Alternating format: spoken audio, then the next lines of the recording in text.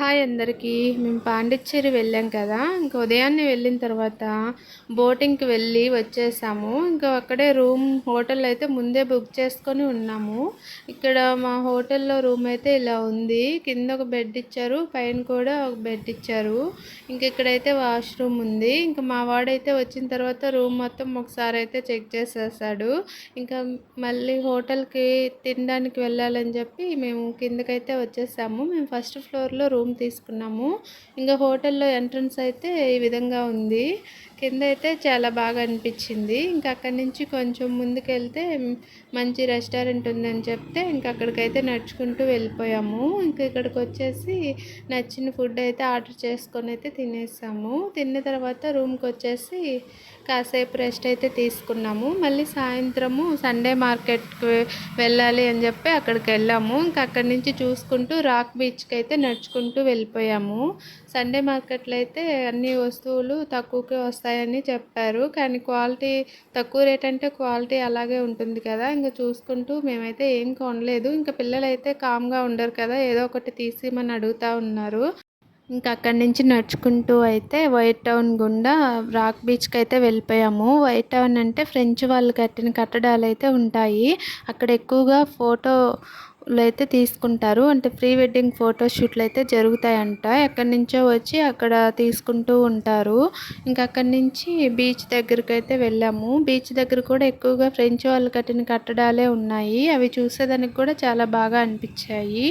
ఈ బీచ్ అయితే 1.5 కిలోమీటర్ వరకు ఉంటుంది. ఇక్కడ మొత్తం కూడా రోడ్ అయితే వేసున్నారు. అంటే వాకింగ్ చేసేదానికి కూడా చాలా బాగా ఉంది.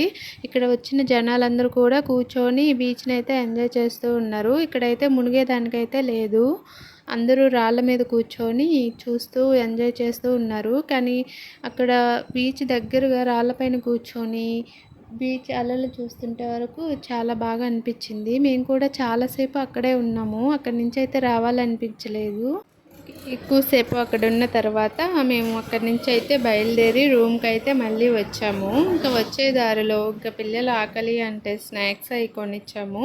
ఇంకా అవి తింటూ వాకింగ్ చేస్తూ స్ట్రీట్ ఫుడ్ దగ్గరికి అయితే వచ్చేసాము. ఇక్కడ ఎక్కువగా సీ ఫుడ్ ఫేమస్ అంట. అందుకని చెప్పి అక్కడికి వచ్చేసి ఫుడ్ తినేసి రూమ్కి అయితే వెళ్ళిపోయాము.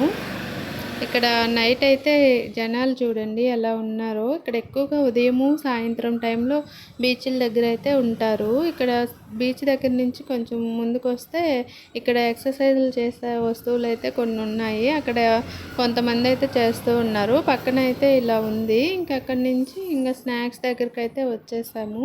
ఇంకా అందరికీ స్నాక్స్ తీసుకున్న తర్వాత నడుచుకుంటూ సీ ఫుడ్ దగ్గరికి అయితే వచ్చేసాము. ఇంకా అక్కడి నుంచి రూమ్కి అయితే వెళ్ళిపోయాము. ఇక్కడే పాత వైట్ హౌస్ అయితే ఉంది. అంటే అప్పుడు కట్టించిన ఓల్డ్ వైట్ హౌస్ అది.